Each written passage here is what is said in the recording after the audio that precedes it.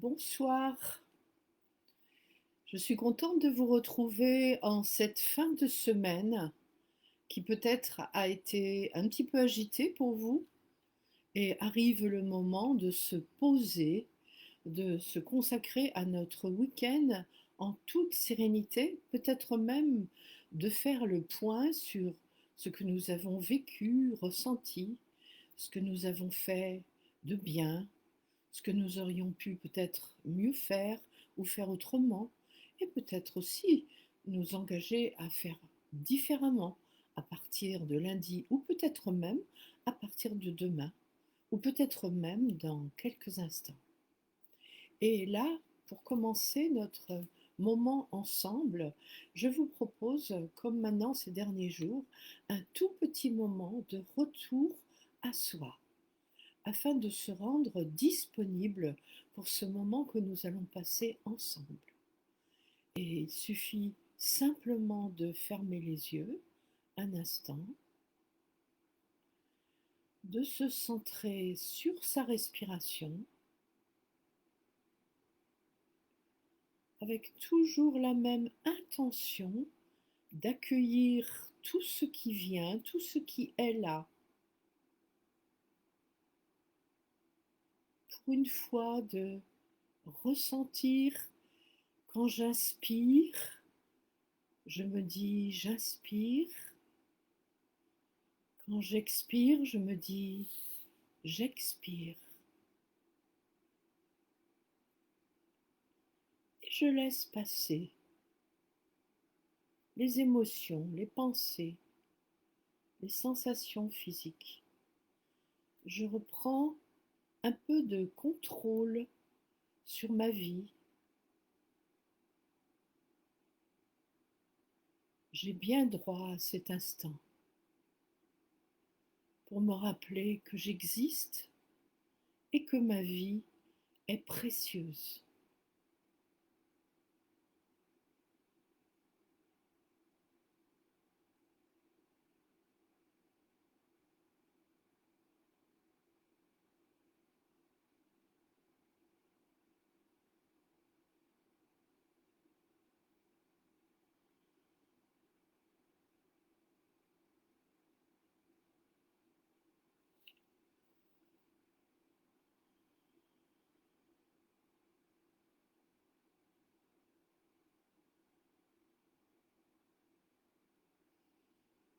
Merci de m'avoir accompagné dans cet très court instant.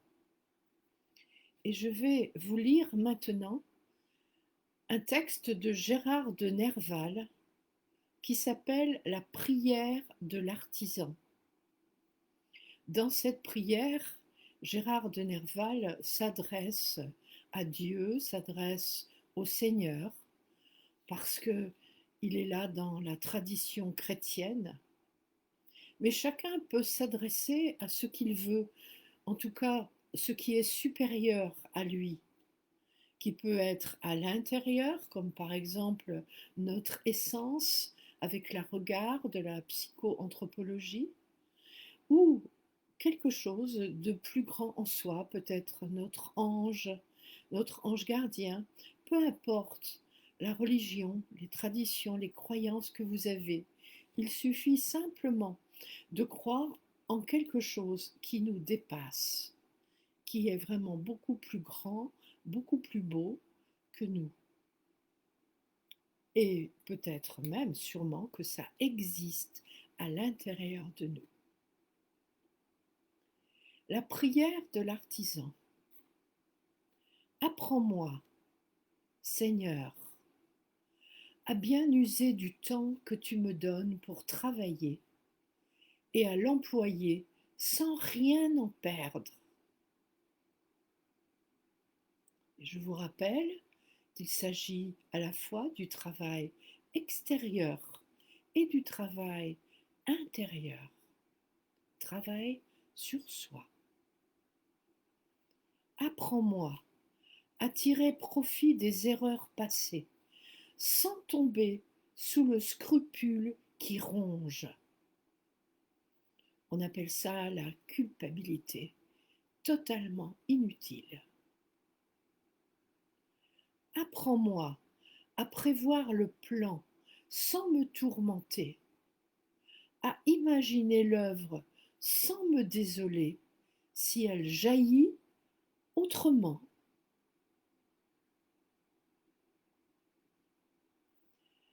Apprends-moi à unir la hâte et la lenteur, la sérénité et la ferveur, le zèle et la paix.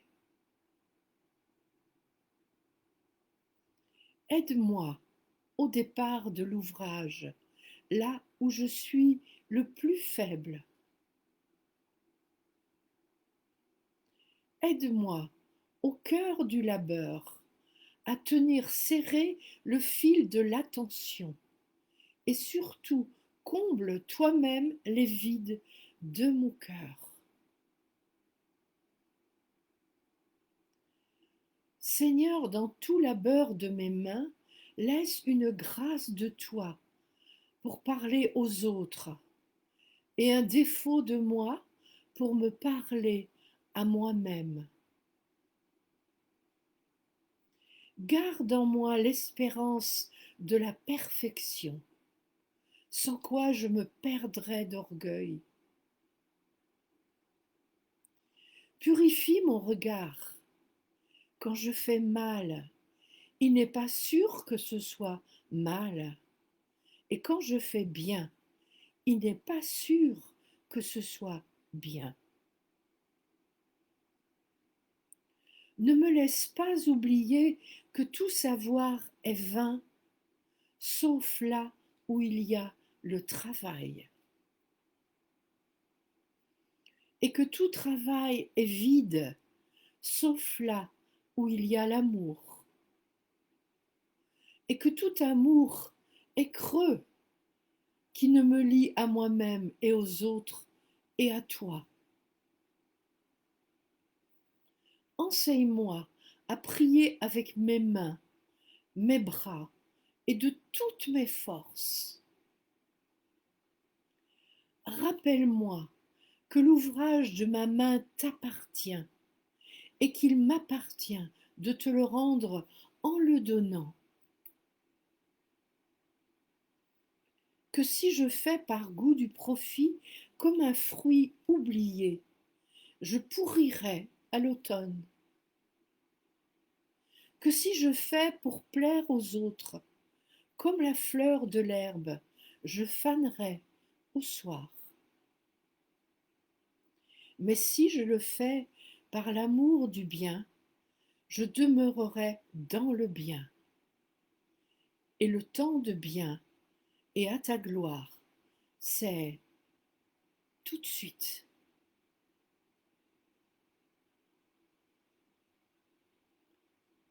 Certainement que vous ne vous souvenez plus complètement de ce que je viens de vous lire. Il vous en reste une impression, une sensation, une émotion peut-être. Je vous invite à la garder en vous comme un petit trésor et à vous en servir et à la ressortir lorsque vous serez au travail, le travail extérieur qui peut se faire aussi à la maison en faisant la vaisselle ou en cultivant notre jardin, ou le travail intérieur quand on a décidé de transformer quelque chose en soi. Je vous remercie pour votre attention et pour ceux qui le veulent, je vous invite dans l'autre Facebook du site EPESA, École des pratiques essentielles d'accompagnement et du soutien, où je raconte tous les soirs aussi une histoire et en ce moment les 18 règles proposées par le Dalai Lama pour vivre sa vie au meilleur niveau. Alors peut-être tout à l'heure sur le site ou Facebook EPESA. Merci.